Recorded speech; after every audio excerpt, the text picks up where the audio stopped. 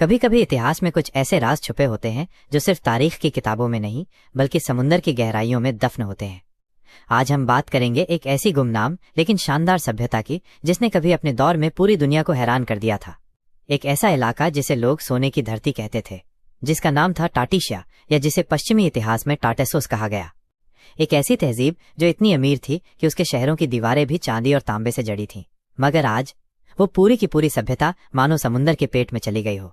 आइए आज हम उस सभ्यता के हर राज से पर्दा उठाते हैं। क्या ये अटलांटिस थी? क्या ये कोई इस्लामी तहजीब थी? और सबसे बढ़कर, क्या इससे हमें कोई सबक लेना चाहिए? टाटिशिया कहाँ थी?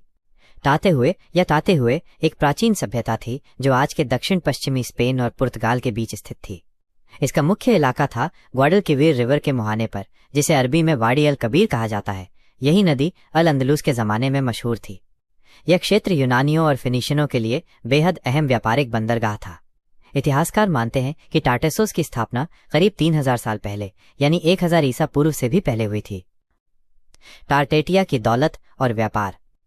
टाटेसोस को सोने और चांदी की धरती कहा जाता था। यहाँ खनिज संपदा बहुत अधिक मात्रा में थी, खासकर टिन, चांदी, तांबा और सोना। यह सभ्यता यूनानियों और फिनीशियनों से व्यापार करती थी, जो अपने जहाजों के जरिए टाटेसोस आते थे। यूनानी इतिहासकार हेरोडोटस ने भी टाटेसोस का जिक्र किया है और इसकी दौलत की खूब तारीफ की है। ऐसा कहा जाता है कि वहां के राजा आर्गेंथोनियस ने यूनानियों को अपने देश में बसने की दावत दी थी और उन्हें सोने के बर्तन तोहफे में दिए। टार्टेटिया की तहजीब और समाज। टाटेसोस के लोग कला, संगीत, धातु कला और लेखन में माहिर थे। आज भी वहां से मिली लिपियों, इंस्क्रिप्शंस को इतिहासकार अब तक पढ़ नहीं पाए हैं, जो इस सभ्यता की अनूठी भाषा को दर्शाती हैं। यह सभ्यता एक राजशाही प्रणाली पर चलती थी, लेकिन उसमें न्याय, संगीत और संस्कृति का गहरा स्थान था। उन्होंने धातु को ढालने की तकनीक विकसित की थी और अपने इलाके में बड़े बड़े भवन और मंदिर बनाए थे। टार्टेटिया का अंत समुंदर में डूब गया। टाटेसोस का अचानक गायब हो जाना इतिहास का सबसे बड़ा रहस्य है। कुछ विशेषज्ञ मानते हैं कि यह प्राकृतिक आपदा का शिकार हुआ, जैसे कि एक विशाल बाढ़, भूकंप या सुनामी। कुछ पुरातत्वविद मानते हैं कि पूरी सभ्यता समुद्र में समा गई और उसका कोई भी ठोस प्रमाण अब सतह पर नहीं मिलता। यही वजह है कि बहुत से लोग टाटेसोस को ही अटलांटिस यानी गुमनाम समुद्री शहर मानते हैं।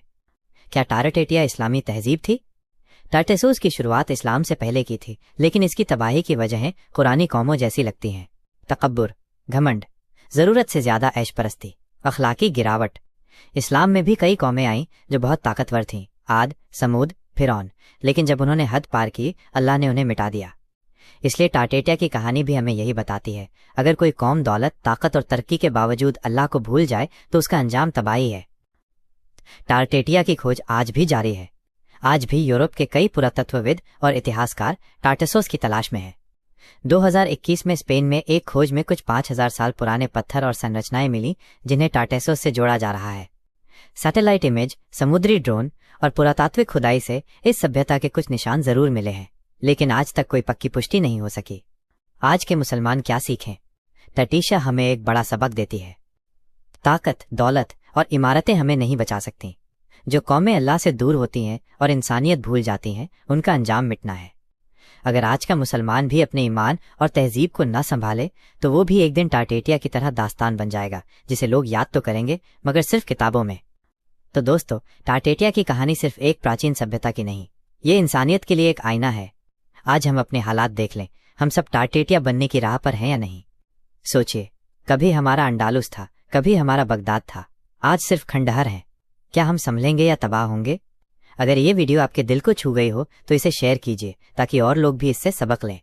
सब्सक्राइब कीजिए हडिया वॉइस को और अगली वीडियो में फिर मिलेंगे एक नई कहानी के साथ।